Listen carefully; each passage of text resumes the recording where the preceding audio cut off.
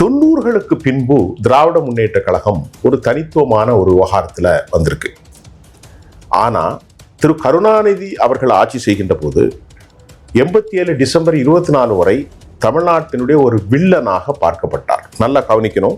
இதை சொல்றதுக்கு மற்றவங்களுக்கு வித்தியாசம் இருக்கும், எனக்கு அது தப்பு இல்லை. தமிழ்நாட்டில் நேட்டோக்கு கீழே இருக்கிற பிஜேபியோடு பல இடங்கள்ல 3வது இடம் நாகர்கோவில் 5000 ஓட்ட வாங்கி டெபாசிட் போச்சு. இந்த இடத்துல திமுக இப்ப எப்படி இருக்குன்னா,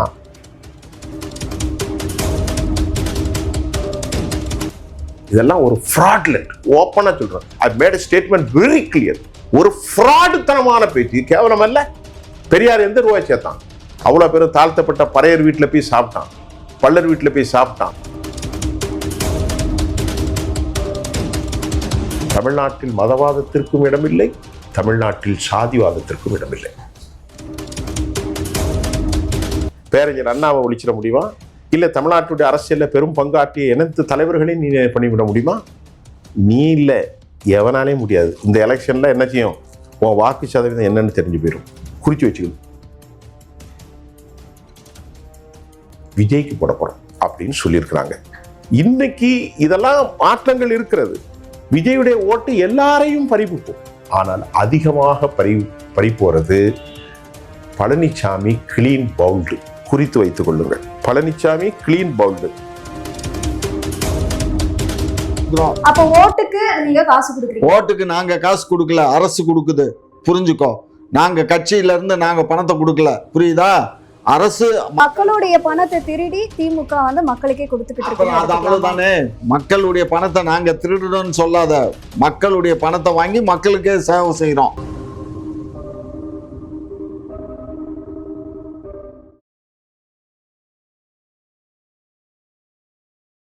குக்கு செய்தி நேயர்களுக்கு வணக்கம். நான் உங்க தீபிகா. இன்று நிகழ்ச்சியின் சிறப்பு விருந்தினர்கள் முனைவர் காமாட்சி நாயுடு அவர்கள் மற்றும் மூத்த பத்திரிகையாளர் சுஃபியான் அவர்கள். குக்கு செய்தி நேயர்களுக்கு மிக்க நன்றி. கிட்டத்தட்ட 68,000 சப்ஸ்கிரைபர் தாண்டி போயிட்டு இருக்கும். இதே போல தொடர்ந்து உங்களுடைய ஆதரவை அளிக்கவும். அது மட்டும் இல்லாம லைக் பண்ணுங்க, ஷேர் பண்ணுங்க, சப்ஸ்கிரைப் பண்ணுங்க. இருவருக்கும் வணக்கம் சார். வணக்கம் சார். வணக்கம்மா. அப்படின்னா தமிழ்நாடு முதலமைச்சர் அவர்கள் மகளிர் வங்கி கணக்குல 5,000 ரூபாய் வரவு வைக்கப்பட்டுள்ளது அப்படின்னு சொல்லி ஒரு அறிவிப்பு வெளியிட்டிருந்தாரு. இதை நீங்க எப்படி சார் பாக்குறீங்க? அதாவது நான் ஒரு செய்தியாளர். எப்படி பார்க்கணும், கட்சிக்காரன் கிடையாது. இங்கே பக்கத்தில் அமர்ந்திருக்கக்கூடிய மரியாதைக்குரிய காமாட்சி நாயுடு அவர்கள் எப்படி பேசுவாங்கன்னு எனக்கு தெரியாது.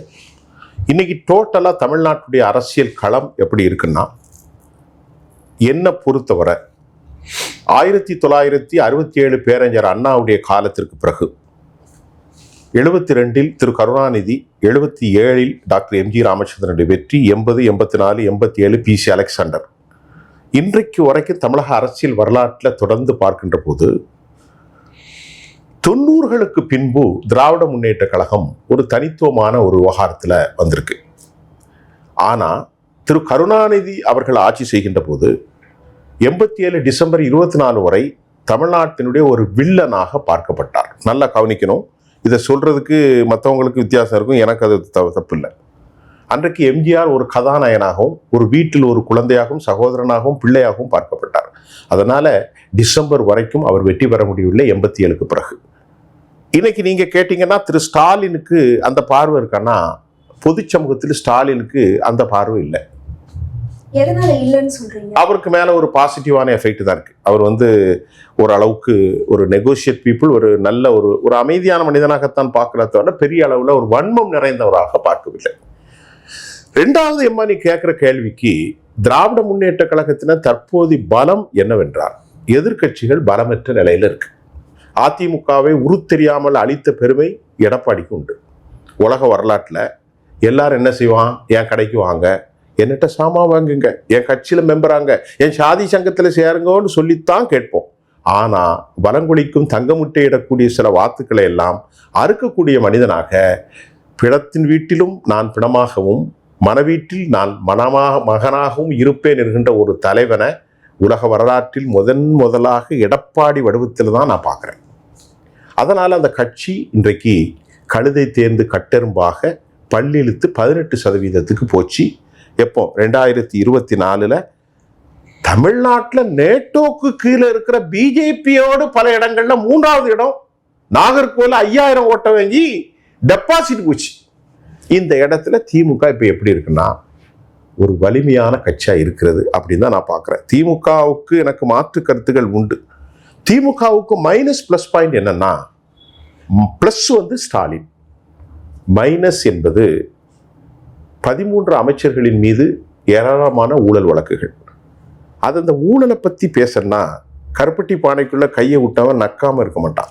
நீங்க ஊழல் குற்றச்சாட்டு சொல்றீங்க, ஆனா அந்த ஊழல் குற்றச்சாட்டுகள் எல்லாமே வந்து நிரூபிக்கப்பட்டிருக்கா அப்படின்ற ஒரு கேள்வி வந்து எழுப்புறாங்க இல்லையா? நிரூபிக்கப்படலைன்னா ஊழல் இல்லைன்னு அர்த்தமா? பாரதிய ஜனதா கட்சிக்காரன் கூட்டணியில இறந்து போனார பிளைன் கிராஷ்ல யாரு? அஜித் பவார். 70,000 கோடி ஊழல். இன்னைக்கு அஸ்ஸாமுடைய முதலமைச்சரா இருக்காரு ஒரு பிராமின், வாயை திறந்தா விஷம். அவர் மேல முழுக்க வாட்டர் கேட் ஊழல். பாஜக காரன் பிரபுல் பட்டேல். அப்புறம் ஏன் அந்த ஊழல்களை நிரூபிக்க முடியும்? நாராயண ராணே. அதையாமா கேட்கிறா?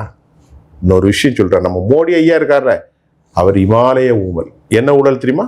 ரஃபேல்ல அதுவும் அதானிய பக்கத்துல சேர்த்துக்கிட்டு ஊழல் சொல்லி the case has been pending. எங்க? ரஃபேல் ஊழல். ஆனா இந்தியாவில் நான் மிஸ்டர் கிளீனுங்க. இப்போ எட்வர்ட் எஸ்டீன் பார்த்துக்க செக்ஷுவல் லீக்கேஜ் அதுல கேவலப்பட்டு இருக்கு இந்தியாவில் உள்ள யாரு?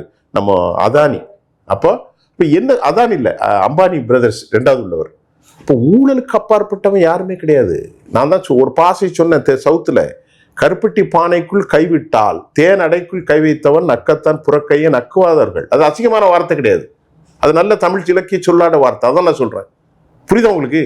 அதனால ஊழலை பத்தி பேசல. ஆனால் அந்த அடிப்படையில் 13 அமைச்சர்கள் மீது அதை பெருசாக ஊதி பூதகரமாக ஆக்குவதற்கு வடக்கிந்திய பாஜக பெருசாக்குறாங்க. அதை ஓவர் கம் பண்றதுக்கு டிஎம்கே ஒரு ஈஸியான வழி. எடப்பாடி அவங்க ஹேண்டில் பண்றதுக்கு ஈஸி. ஏன்னா எடப்பாடி ஒண்ணுமே இல்லை, கழுதை தேர்ந்து கட்டர்பானதும்.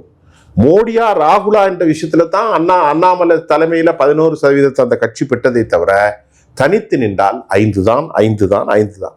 ஆனா அவங்க பாலிசி என்னன்னா, தமிழ்நாட்டில் இருக்கவங்கள்ட்டெல்லாம் குழப்பத்தை ஏற்படுத்துறது. ஹிந்து.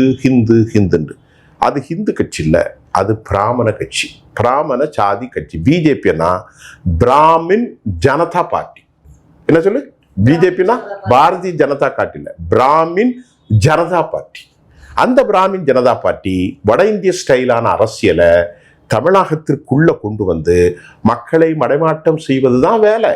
இங்கடா வாடா மாப்பிள்ள மச்சான் அண்ணன் தம்பியா இருக்கான். ஏன்னா இங்க இருந்த ஃபுல்லா பாயும் மதமாறினவன். புரியுதா உங்களுக்கு? ஆனா பாரதிய ஜனதா கட்சி ஒரு பொழுதும் இந்த செயல்கள்லாம் செய்யாது. திமுக தான் தவறா பாரதிய ஜனதா கட்சி வந்து இது வந்து இந்துத்துவா கட்சி அப்படின்ற ஒரு சாயத்தை பூசுறாங்கன்னு சொல்றாங்களே. ஏன்னா நீங்க எப்படி சொல்றீங்க? வட இந்திய அரசியல்ல மசூதியை உடைச்சது பாஜக. மாட்டிறைச்சி எல்லாரும் தான் சாப்பிட்றான். அவனை பிடிச்சி நீ வந்து பசுவை கொள்ளக்கூடாதுன்னு அவனை போட்டு அடிக்கிறான். பாகிஸ்தானுக்கு போ அப்படின்னு சொல்றான். ஹிஜாப் போட்ட பெண்மணியை நீ ஹிஜாபே இந்தியாவில் போடக்கூடாதுன்னு சொல்லி அடிக்கிறான். இன்னைக்கு அயோத்தியில பேசும்போது யோகி ஆதித்யநாத் என்ன சொல்றான்? மனுஷன் எந்த காலத்திலும் இங்கு மசூதி நீ கட்டப்படக்கூடாதுங்கிறான். 370 ஆப்ளிகேஷன் நாட்டில் காஷ்மீர்ல மட்டும் இல்லை, எல்லா நாடுகள்லையுமே 370 ஆப்ளிகேஷன் போன ஸ்பெஷல் ப்ரொவிஷன் இருக்கு. காஷ்மீர்ல மட்டும் முஸ்லீம்களுக்கு இருக்கிறான்னு சொல்லி அதை ஒன்று பண்றான். முத்தலாக் தலாக் விவகாரத்தில் அதிகமாக பண்றான். காமன் சிவில் கோடுன்னு உருவாக்குறான். He created lot of the dissent among the people. எப்படி இந்த நாடு உருப்படும்? 22% முஸ்லீம் இருக்கான், 25% தலித் இருக்கிறான், 75% இந்த நாட்டில் இருக்கக்கூடிய 50% மேல் யார் இருக்கா? வந்து பொது சமூகம் இருக்கிறது. யாருமே இந்த வெறுப்பு இல்லை. அந்த வெளுப்பை போர் பண்றான். பிரதமர் நரேந்திர மோடி 110 தடவை இஸ்லாமியர்களை கேவலமாக இழிவாக பேசியதாக அமெரிக்க நாளிதழ் கருத்து தெரிவிக்குதே. அப்ப எப்படி அது மதவாத கட்சியிலன்னு சொல்றீங்க? அமெரிக்கான்னு சொல்லுது 110 தடவை. காங்கிரஸ் கட்சிக்கு நீங்க ஓட்டு போட்டா உங்க மாட்டை எருமையெல்லாம் பிடிச்சி யார்கிட்ட கொடுத்துருவான்? முஸ்லீம் கையில கொடுத்துருவான் அப்படின்னு சொல்லி they are creating the hatred politics, disgust politics against the Muslim community. How it should be affected the harmony among the people. நீங்க எப்படி சொல்றீங்க? இல்ல ஆனா இஸ்லாமியர்கள் எங்களுக்கும் ஓட்டு போடுறாங்க அப்படின்ற ஒரு விஷயத்தை வந்து முன்வைக்கிறாங்க இல்லையா? ஒன்னும் பிரச்சனை இல்லம்மா. நம்ம மதுரையில ஒரு சிக்கந்தர் தர்கான் இருக்கு. முஸ்லீம்கள்ல 2% இருக்கான். ஒரு குரூப்பு தர்கா வேணாம்பா, மற்றொரு குரூப்பு பாய் தர்கா இல்லாம அல்லாவை வணங்குவான். அதுல அவ்வளோ பேரும் மதுரையில் இருக்கக்கூடிய தேவர்மார்கள், பிரமலை கல்லர்கள், நாயக்கர்கள், நாயுடு மாமாக்கள் எல்லாருமே இங்க இருந்து தான் அங்க மதம் மாறினவன். வேற ஒன்றும் பெருசா அல் ஷேக்குன்னு வர்றானே அப்படிலாம் மதம் மாறினவன் இல்லை. இங்க இருக்கக்கூடிய பிரமலை கல்லர்ல இருந்தும் தெலுங்கு பேசக்கூடிய நாயக்கர் மக்களாக எல்லாரும் அந்த மாப்பிள்ள மாமா உறவு ஓடிட்டு இருக்கு. இதுக்கு ஒரு உதாரணம் யாருன்னு கேட்டா நம்ம விஜயகாந்த் அவர்கள். கடைசி வரைக்கும் இப்ராஹிம் ராவுத்தர் தான். ராவுத்தர் சொன்னா எதுவும் இல்லை, அவர் இறந்து போனாங்க 2 பேரும், அதை விட்டுருங்க. இப்படிப்பட்ட ஒரு பண்பட்ட மகத்துவமிக்க சமூகத்துல வடநாட்டுடைய அரசியலை கொண்டு விட்டா எப்படி? அப்ப தமிழ்நாடு காலியாயிரும் அவங்க வந்து அப்படின்னு. அதுக்கு தான் பெரியாரை பத்தி சொல்றான்.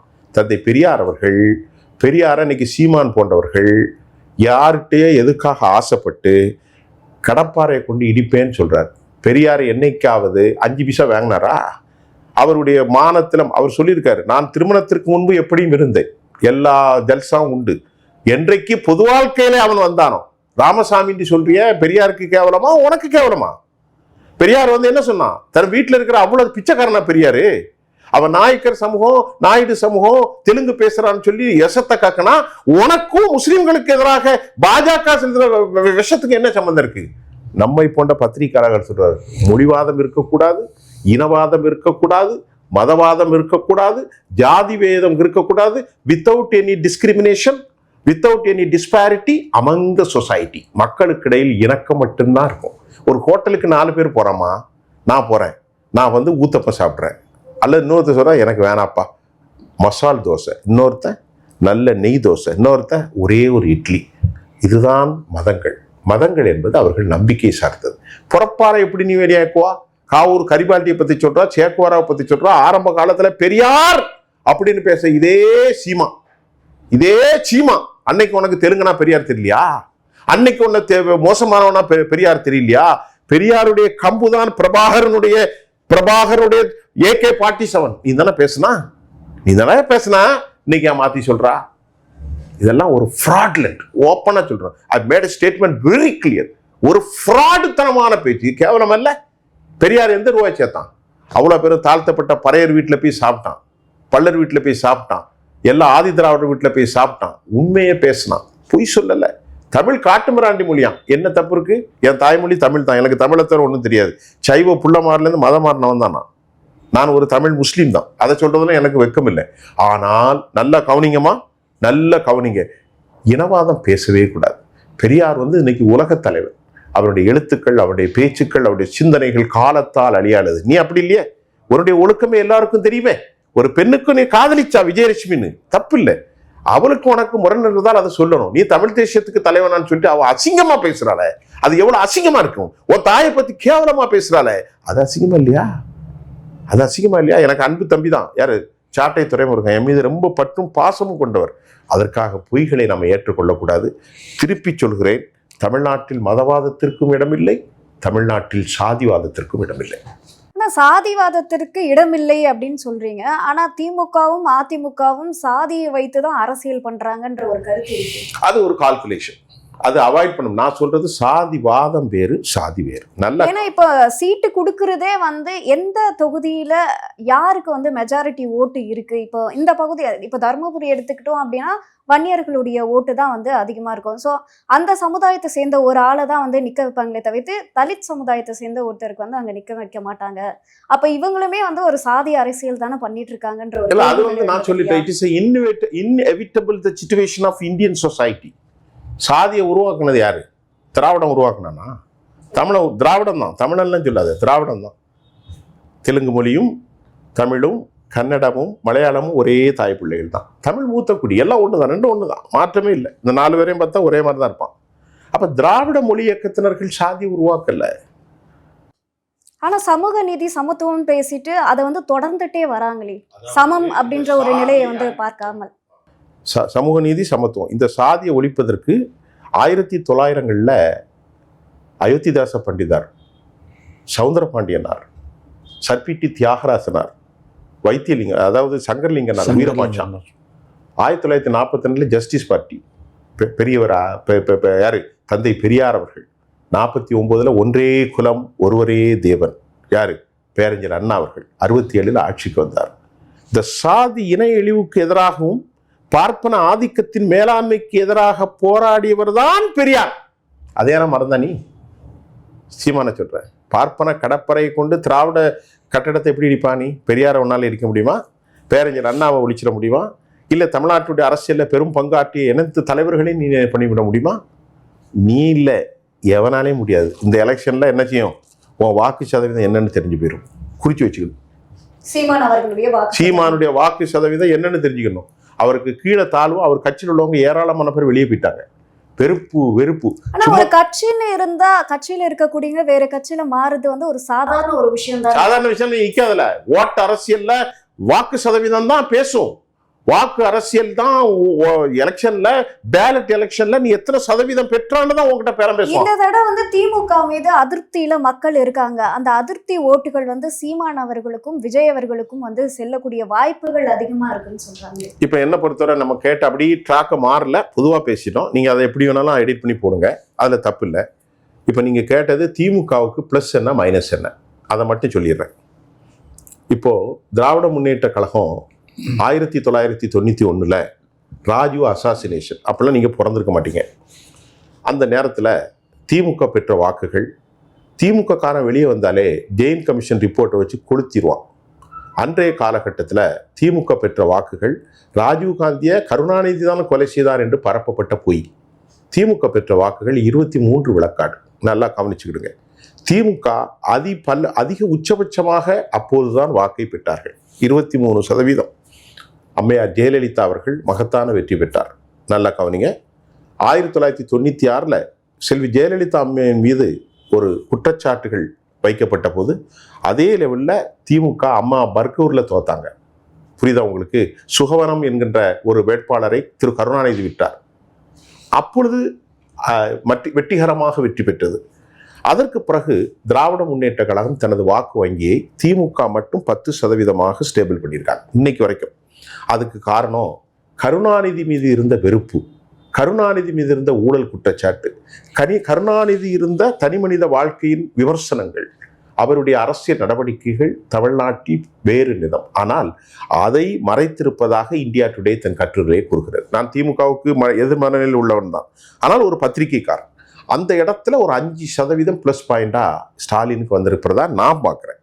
ரெண்டாவது விவகாரம், இந்த ஊழல் குற்றச்சாட்டுகளை எல்லாம் தாண்டி திமுகவுக்கு பலம் முஸ்லீம் கிறிஸ்தவ வாக்குகள். அதில் மாற்றமே இல்லை. ஏன்னு கேட்டால் 96 விழுக்காடு இல்லை, 98 விழுக்காடு இஸ்லாமியர்கள் இந்த முறை திமுகவுக்குத்தான் வாக்களிக்கிறார்கள். நான் எல்லாத்தையும் பண்ணிட்டேன். கிறிஸ்தவர்கள் வாக்கு இந்த முறை கொஞ்சம் சிதறமா என்றால் நிச்சயமாக சிதறப்போகிறது. ஆனால் தமிழ்நாட்டில் சிஎஸ்ஐ கிறிஸ்தவர்களாக இருக்கக்கூடிய கிறிஸ்தவர் நாடார்களின் வாக்குகள் கன்னியாகுமரி, அம்பாசமுத்திரம், திருநெல்வேலி, விருதுநகர் எங்கும் சிதறாது. அது அப்படியே லட்டு. ஆனால் சைவ பிள்ளைமராக இருக்கும் கத்தோலிக்க கிறிஸ்தவர்கள், 2 கிறிஸ்தவர்கள் இருக்கிறார். ஒன்று சிஎஸ்ஐ, மற்றொன்று கேத்தலிக்ஸ். அந்த கேத்தலிக்ஸ் ஓட்டு கொஞ்சம் சாதி பாசமத்தால் சில மத்திய தமிழ்நாட்டில் திருச்சி, உறையூர் இந்த பகுதிகளில் இருந்து கொஞ்சம் மாறும். அவ்வளோதான். அடுத்து நான் 2 வாரத்துக்கு முன்பு திருச்செந்தூர் முருகன் கோயில் பக்கத்தில் தான் எனக்கு ஊர். அங்கே போனால் கடல் துறைகள் இருக்கிறது. உவரி, அப்புறம் மணப்பாடு, ஆலந்தலை, புன்னக்காயல், இந்த மாதிரி காயல்பட்டினம், வீரபாண்டியப்பட்டினம். அங்கே ரொம்ப உறவான பெர்னாண்டஸ் இருக்கிறாங்க, கத்தோலிக்கர்கள். அவர்கள் சொல்கிறார்கள், நாங்கள் இந்த முறை யாருக்கு ஓட்டு போடுவா, சாட்சியானு தான் பேசுவோம். இந்த முறை நாங்கள் யாருக்கு போட போகிறோம்? விஜய்க்கு போட போகிறோம் அப்படின்னு சொல்லியிருக்கிறாங்க. இன்னைக்கு இதெல்லாம் மாற்றங்கள் இருக்கிறது. விஜயுடைய ஓட்டு எல்லாரையும் பறிப்புக்கும். ஆனால் அதிகமாக பறிப்போறது பழனிசாமி கிளீன் பவுல்டு. குறித்து வைத்துக் கொள்ளுங்கள். Palaniswami clean bowled. அந்த பவுல்டுல ஸ்டிக்கு ஃபுல்லா அப்படியே போயிடும். சமீபத்துல ஒரு கருத்து கணிப்பு வெளியிட்டு இருந்தாங்க. அதுல ஏடிஎம்கே தான் ஜெயிக்க போகுது 2026. அதாவது அது கருத்து கணிப்பு இல்லை, கருத்து திரிப்பு. நான் பேசுவது மக்களின் மனோநிலை. நான் இப்பொழுது திமுக ஜெயிக்கும் என்று சொல்லவில்லை, அதிமுக தோற்கும் என்று சொல்லவில்லையே, பாஜக நான் யதார்த்தத்தை மட்டும் பேசக்கூடியவன். புரியுதா உங்களுக்கு? பாஜக வளர்ந்துருக்கானா வளர்ந்துருக்கு. பாஜக மேல குற்றச்சாட்டுன்னு சொல்லுவேன். பாஜக வளர்ந்துருக்குன்னா ஒரு குறிப்பிட்ட சாதிதான் வளர்ந்துருக்கு. அது இப்போ அண்ணாமலை போன பிறகு கீழே போயிட்டு. அப்படிதான். அண்ணாமலைக்குலாம் பெரிய வளர்ச்சி இல்லை, அது ஏற்படுத்தப்பட்ட ஒரு மித்து. அண்ணாமலைக்கு ஒரு 1.5% இருக்கும். அந்த நம்ம பையனா இருக்கான், யங்ஸ்டரா இருக்கான், ஒரு ஐபிஎஸ்ஸா இருக்கான், நல்லா பேசுறான், அப்படிங்கிறதால அந்த கொங்கு மண்டலத்தில் உள்ள சாதி பாசத்தில் ஒரு 1.5% போடுவான். ஆனால் திமுக அந்த முறை அலறி போயிருக்கிறது. காரணம் நடிகர் விஜய். அதை இன்றைக்கு காலை வந்த செய்தியில் நான் பார்க்குறேன். இந்த திமுகவுடைய 5000 ரூபாய் பெரும் ட்ரெமெண்டஸ் எஃபெக்டை ஏற்படுத்தும் என்று என் கூட பேசின திரு கசாலி அவர்கள் சொன்னார். அவர் ஒரு ஆய்வாளர். அவர் சொன்னார், 1,31,00,000 திமுக உரிமை தொகையாக கொடுத்திருக்கிறார்கள். ஆனால் இது திமுகவுக்கு எதை ஏற்படுத்தும் என்று நான் அவரிடத்திலே கேட்டேன். அவர் சொல்கிறார், இந்த வாக்குகளில் 31,00,000 வாக்குகள் அது இளைஞர் பெண்களாக இருந்தால் அது விஜய்க்கு போய்விடும். ஆனால் மீதி இருக்கக்கூடிய 1 கோடி வாக்குகளில் அதில் திமுக ஒரு 50,00,000 வாக்கு, இந்த 3,000 ரூபாய் ப்ளஸ் 2,000 கோலை கால குதூகலிக்கக்கூடிய incentive tremendous effective on the society அப்படின்னு he made a very clarified. What will happen today tomorrow I don't know for anything. I don't have nothing. சும்மா செப்பாலஜிஸ்ட்னு ஒன்றும் தெரியாமலாம் பேசிக்கிட்டு இருக்கான். நாம அப்படி இல்லை, எல்லாத்தையுமே பக்காவாக நான் பேசக்கூடிய ஒரு ஆள். அந்த அடிப்படையில் நான் சொல்கிறேன், இந்த எலெக்ஷன்ல இந்த ஓட்டத்துல திமுக முன்னணியில் இருக்கு. எனக்கு பிடிக்குது, எனக்கு பிடிக்காது. தற்போது நிலையை பொறுத்த வரைக்கும் திமுக தான் லீடிங்ல இருக்கு அப்படின்னு சொல்றீங்க. அதுல டவுட் இல்லை. ஏன்னா நடிகர் விஜய்க்கு நல்லா கவனிங்க. இன்னொரு விஷயம் கேளுங்க. நாங்க சின்ன பிள்ளையா இருக்கும் போதெல்லாம் பார்த்துருக்கோம். எனக்கு ஒரு 40 வருஷம் அரசியல் அனுபவம். எனக்கு வயசு 55 தான். அதுக்கு மேல சீனியர்லாம் இருக்காங்க, அது வேற விஷயம். அவங்க என்னன்னா ஓட்டு எப்படின்னா, பூத்துல போய் கையை பிடிச்சி கொண்டு போடணும். கிழவிகள் கிழவனெல்லாம் இந்த விஷயம் அதிமுக திமுக தவிர தமிழ்நாட்டில் எவனுக்குமே இல்லை. இந்த கையை பிடிச்சி கொண்டு அப்படி ஓட்ட போடுறது. இதுல திமுக காரன் தான் இருக்கான். அதிமுக இப்போ இருக்கு, அதிமுக இருக்கு, பிஜேபிலாம் இல்லை. அவங்க ஒரு மித்தை ஏற்படுத்திக்கிட்டு இருக்காங்க. இப்போ அது மட்டும் இல்லை, சீமானுக்கும் வந்து வைப்ரண்டான இளைஞர்கள் இருக்கிறாங்க. இந்த வருஷம் இந்த எலெக்ஷன்ல சீமான் எந்த அளவுக்கு அந்த வைப்ரண்ட் இளைஞர்கள்லாம் ஆம ஓட்டில் ஏடி பயணிக்க போறாங்கிறது வெயிட் அண்ட் சி. அது ஒரு பக்கம். விஜய் இன்னும் கட்டமைப்பு இல்லாம எங்க பிரச்சாரம் பண்ணியிருக்காரு? அவரு பிரச்சாரம் பண்ணுவாரு, எங்க பண்ணியிருக்காரு? இன்னைக்கு அந்த பிரச்சனை கரூருக்கு அப்புறம் பல மாசமா பனையூர்ல படுத்து கிடந்தாரு. இப்ப சேலத்துக்கு கொண்டு போறாரு. அவர் வைப்ரண்டா இருக்கணும். He has lot of issue. ஊழலை பத்திலாம் பேசக்கூடாது. 1000 ரூபாய் டிக்கெட்ல படம் பார்த்துருக்கான். இன்னமும் படம் வந்திருக்கு சினிமா. நான் சினிமா போய் 25 வருஷம் ஆச்சு. ஊழலை பத்தி பேசுறதுக்கு எவருக்குமே இந்த நாட்டில் உரிமை கிடையாது. அதனால இதுதான் இன்றைக்கு தமிழ்நாட்டுடைய நிலம். அடுத்து இந்த நிலம் எப்படி மாறும்? லோக்கல் பாலிடிக்ஸ், அரசாங்கத்துடைய செயல் திட்டங்கள், அரசாங்கத்துடைய பிரச்சனைகள், அரசாங்கத்துடைய நம்பிக்கைகள், சாதி ரீதியான வாக்காளர்கள், களப்பதிவில் இருக்கும் சாதி ட்ரெமெண்டஸ் எஃபெக்டிவ், இதெல்லாம் very good, very positive impact on all political leaders. We expecting lot, will do better for them. Sir, இப்போ 5,000 ரூபாய் வந்து ஸ்டாலின் அவர்கள் வரவு தொகை வந்து அறிவிச்சிருக்காரு. இதுக்கு பல்வேறு விமர்சனங்கள் எழுந்திருக்கு. ஏன்னா கோடை காலத்துக்கு இதுக்கு முன்னாடி நீங்க கடந்த 4 வருடங்களா வந்து ஏன் கோடை காலத்துக்கு வந்து 2,000 ரூபாய் வந்து வழங்கல அப்படின்ற மாதிரி ஒரு கேள்வி. அதே மாதிரி மாதம் 1000 ரூபாய்னா மாதம் கொடுக்க வேண்டியதானே, அதையே வந்து சேர்த்து போடணும் அப்படின்ற கேள்விகள்லாம் வந்து எழும்பிட்டு வருது. இதை பத்தி உங்களோட கருத்து? முட்டாள்கள்லாம் கேட்குற கேள்விக்கு நான் பதில் சொல்லணுமா? நீ கேட்கல, வேணா உனக்கு பதில் சொல்றேன். ஏற்கனவே தேர்தல் வருதுங்கிறத சாக்க வச்சுக்கிட்டு 3 மாதங்களுக்கு பணத்தை நிப்பாட்டணும்னு சொல்லி எலெக்ஷன் கமிஷன் வந்து தக்கீது அனுப்பிச்சிட்டான். அது ரகசியமாக நாங்கள் தெரிஞ்சுக்கிட்டோம். 3 மாதத்துக்கு பணம் போடக்கூடாது, இந்த மக்கள் உரிமை தொகை மாதம் 1000 ரூபா போடுறோம்ல, அந்த 1000 ரூபாயை போடக்கூடாது, எலெக்ஷன்னால போடக்கூடாது, நிப்பாட்டணும்னு சொல்லி இன்னும் எங்களுக்கு தக்கிது வரல. அவன் பேச்சு அதிகாரப்பூர்வமா இன்னும் அறிவிப்பு வராமலே நீங்க கொடுக்குறீங்க. ஆமா, அறிவிப்பு வர்ற அவன் பண்ணிட்டானா அப்புறம் நாங்க எப்படி போட முடியும்? போட முடியாது இல்லை, அவன் நிப்பாட்டிட்டானா போட முடியாது. ஆகையினால தான் அவன் முந்திக்கிறதுக்கு முன்னாடி நாங்கள் முந்திக்கிட்டு மக்களுக்கு வந்து நாங்கள் அந்த 3 மாதத்து பணத்தை அதோட 2,000 ரூபாய் சேர்த்து கொடுக்குறோம்னா, கோடை காலத்தில் வந்து பாவம் வேலை வெட்டிக்கு போக முடியாது, வெயில் தாக்கம் ஜாஸ்தி இருக்கும். ஆகையினால அவங்களுக்கு அதுக்கு ஒரு 2,000 ரூபாய் 2022லயோ 2023 அப்ப எல்லாம் கொடுக்கல, அப்ப எல்லாம் கொடுக்கல, ஏன் இப்ப கொடுக்க கூடாதுங்கறியா? அப்ப கொடுக்க கூடாதுன்னு சொல்லுங்க. 5 வருடத்துக்கான சேர்த்து 10,000 5 வருடத்துக்கு எல்லாம் சேர்த்து கொடுக்கல, வரக்கூடிய காலத்துக்கு தானே தவிர முடிஞ்சு போன காலத்துக்கு இல்ல. சரியா? நிகழ்காலத்துக்கு தான். இப்போ தேர்தல் வரப்போகுது. இந்த பாருங்க, நிகழ்காலத்துக்கு தான் தர முடியுமே தவிர முடிந்து போன காலத்துக்கு தர முடியாது. சரியா? அதே மாதிரி நாங்க இந்த வருஷம் கூட தான் பொங்கலுக்கு கூட தான் எல்லாம் கூவனானுங்க 3,000 ரூபாய் கொடுக்குறாங்க, 3,000 ரூபாய் கொடுக்குறாங்க. ஆட்சியில இருந்து கிட்டத்தட்ட 5 ஆண்டுகள் நிறைவடைய போகுது. சோ இதுக்கு முன்னாடி கொடுக்காம 2026ல 3,000ம் 2,000ம் கொடுக்குறீங்க அப்படின்னா தேர்தலுக்காக மட்டுமே நீங்க பணத்தை கொடுக்குறீங்க. ஏமா தேர்தலுக்காக தான் கொடுக்குறோம்? இப்ப என்னன்ற தேர்தலுக்கு தான் கொடுக்குறோம். அப்ப ஓட்டுக்கு நீங்க காசு கொடுக்குறீங்க? ஓட்டுக்கு நாங்க காசு கொடுக்கல, அரசு கொடுக்குது. புரிஞ்சுக்கோ. நாங்க கட்சியில இருந்து நாங்க பணத்தை கொடுக்கல, புரியுதா? அரசு மக்களுக்கு மக்களுடைய கொடுக்குது. பணத்தை திருடி திமுக வந்து மக்களுக்கே கொடுத்து அப்புறம் அது அவ்வளவுதானே. மக்களுடைய பணத்தை நாங்க திருடுறோம்னு சொல்லாத, மக்களுடைய பணத்தை வாங்கி மக்களுக்கே சேவை செய்யறோம். அப்ப இது மக்களின் சேவையினுடைய அரசு, மக்களுக்கான அரசு. என்ன தேவையோ நீங்க அதை பண்ணல. மக்களுக்கு என்ன தேவை? பொண்டாட்டி வேணுமா? நாங்க போய் மக்கள் வந்து மதுக்கடைகளை வந்து ஒழிங்க, மதுக்கடை ஒழிங்க, மதுக்கடை ஒழின்னு சொல்லி யார் சொன்னா? மக்கள் தான் கேக்குறாங்க. இல்ல, இன்னைக்கு கிட்டத்தட்ட 3 கோடி பேர் இன்னைக்கு மதுக்கடை இல்ல, அவன் இருக்க போய் தான் அவன் சந்தோஷமா இன்னைக்கு வாழ்க்கையை நடத்திட்டு இருக்கா. குடும்பத்துல பிரச்சனை இல்லாம இருக்கு.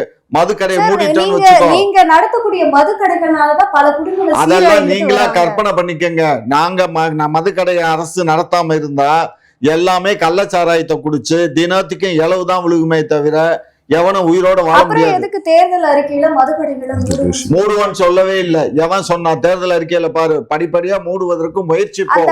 முயற்சிப்போம் சொல்லுங்க சார், படிப்படியா குறைப்போம். படிப்படியா அதிகரிச்சிருக்கு. அப்படி எல்லாம் அதிகரிக்கல. எந்த நாய் சொல்லுச்சு? 500 கடைகள் நீங்க மூடுனதா சொல்றீங்க, அதே மாதிரி 500 கடைகள் நீங்க அதெல்லாம் 500 கடையெல்லாம் திறக்கல. அது என்ன பண்ணிருக்கோம், ஒரு சிங்கிள் கடை இருக்கும், பெரிய கடை, கூட்டம் ஜாஸ்தி இருக்கும், அதனால அதுக்கு பக்கத்திலே இன்னொரு கடையை திறந்திருப்போம், அதனுடைய பிரான்ச். அவ்வளவுதான். அதுதான் சார், ஒன்னு மூடி இருக்கீங்க, ஒன்னு திறந்திருக்கீங்க. அப்ப எப்படி நீங்க மது கடை? அது எங்க இஷ்டமா? அது நாங்க இஷ்டம் தான். மது கடையை வச்சிட்டு இருக்கறதும் எங்க இஷ்டம் தான், மூடுறதும் எங்க இஷ்டம் தான். அதெல்லாம் எங்களுக்கு மக்கள் வாக்களிக்கிறாங்க, மக்களுக்காக நாங்க பண்றோம். நீங்க எல்லாம் ஒன்னும் எதிர்கட்சி இல்ல மாதிரி நீ கேள்வி கேட்காத. அத பத்தி நீங்க ஒன்னும் முதல கண்ணீர் வடிக்க. பத்திரிகையாளர்கள் தான் இத வந்து கேட்க வேண்டிய சூழ்நிலை. பத்திரிகையாளர்களுக்கெல்லாம் அவங்களுக்கெல்லாம் இப்ப ஒரு ஒரிஜினல் பத்திரிகையாளர் இவர் என்ன சொன்னாரு, இப்ப கிட்டத்தட்ட 1,32,000 வாக்காளர்கள், 1,32,00,000 வாக்காளர்கள்ல விஜய்க்கே ஒரு 32 போனாலும் இதுல போனா கூட ஒரு 50-55 திமுகவுக்கு வருன்னு. அது அவருடைய கணக்கு தப்பு. ஏன்னு கேட்டீங்கன்னா, இங்க பணம் வாங்குறவங்க எல்லாம் குடும்ப தலைவிகள் தான், இளைஞர்கள் இல்ல. இந்த பணம் போய் சேர்றதெல்லாம் இளைஞர்களுக்கு இல்ல, குடும்ப தலைவிகளுக்கு தான். இந்த சின்ன பொண்ணுகள்லாம் சொல்றால, எனக்கு வந்து புருஷனை காட்டிலும் விஜய் தான் பிடிக்கும் அப்படின்னு. அந்த பொண்ணுகள் இல்ல, இதில் குடும்ப தலைவின்னு சொல்லி ரேஷன் கார்டுல இருக்கு பாரு, அவங்களுக்கு தான் நாங்க கொடுக்குறோம். எல்லாமே குறைந்தபட்சம் எல்லாம் 45 வயதுக்கு மேற்பட்டவங்க தான். 45 வயதுக்கு மேற்பட்டவங்க யாரும் விஜய்க்கு ஓட்டு போட மாட்டாங்க, புரியுதா? ஒன்ன மாதிரி சின்ன சிறுசுக, சில்லு வண்டுக, அரசியல் நிலவரம் மாறி வருது. அரசியல் மாற்றமாவது அயோக்கியத்தனமான மாற்றமாவது அரசியல் மாற்றம்னு நீங்களா கற்பனை பண்ணிக்கோங்க. எங்களுக்கு மகளிர் ஓட்டு ஏற்கனவே திமுகல மகளிர்கள் ஓட்டு அதிகமா இருக்கு. அதோட நாங்க இப்ப இந்த உரிமை தொகை கொடுத்தது மட்டுமல்ல, அதுக்கப்புறம் வந்து மகளிர் குழுக்கள் நிறைய நாங்க வச்சிருக்கோம். அது இவரு தான், ஸ்டாலின் தான் முதல் மகளிர் குழுக்களே ஆரம்பிச்சாரு துணை முதலமைச்சரா இருக்கும்போது. அது இன்னுமே எங்களுக்கு பின்னி பிணைஞ்சு போயிட்டே தான் இருக்கு. ஒவ்வொரு ஊர்லயும் எடுத்துக்கிட்டீங்கன்னா குறைஞ்சபட்சம் 4-5 மகளிர் சுய உதவி குழுக்கள், அதுலயே கிட்டத்தட்ட 200 பேர் 300 பேர் இருக்காங்க. நீங்க எல்லாம் மாநாட்டுக்கு யார் வர்றாங்கன்னு கூப்பாடு போட்டீங்கல்ல, எங்க மகளிர் சுய உதவி குழுக்கள் இருக்காங்கல்ல, அவங்க எல்லாம் எங்க கட்சியை சார்ந்தவங்க. அவங்க தான் வர்றாங்க. கட்சிக்கு மட்டும் வரல, ஏடிஎம்கே கூட்டனாலுமே அங்கேயும் அது ஏடிஎம்கே கூட்டத்துக்கு மகளிர் கட்சிக்கும் எல்லா கட்சிக்கும் போறது வந்து பணம் கொடுத்து கூட்டுகின்ற அது வந்து அதுக்கு வந்து புரோக்கர் இருக்காமா, அந்த புரோக்கர் கிட்ட பணத்தை கொடுத்தோம்னா அவன் கூட்டிட்டு போய் இறக்குவாமா, சப்ளையர். ஏன்னா வட மாநில பெண்கள் கூட இப்போ உங்க கூட்டத்துல அது சப்ளையர்மா, அதெல்லாம் சப்ளையர். அது வந்து தனி அந்த டிபார்ட்மெண்ட். எங்களுக்கு குறைந்தபட்சம் 2-2.5 கோடி பெண்கள் வாக்குகள் மட்டும் தமிழகத்துல இருக்கு. அது தவிர யாரெல்லாம் தீர்த்தம் சாப்பிடுறானோ, தீர்த்தம் சாப்பிடக்கூடியவங்கள்ல 75% வாக்கு எங்களுக்கு தான் இருக்கு. மது பிரியர்களுடைய ஓட்டு எங்களுக்கு 75% ஓட்டு இருக்கு, மகளிர் ஓட்டு இருக்கு. இதெல்லாம் கூட்டி கழிச்சு பார்த்தா இதுவரை வாங்காத அளவுக்கு ஓட்டு வாங்குவோம். இதெல்லாம் ஒரு பக்கம் போனா கூட இந்த மாமாக்கள் எல்லாம் எங்களுக்கு தான் போடுவாங்க, சரியா?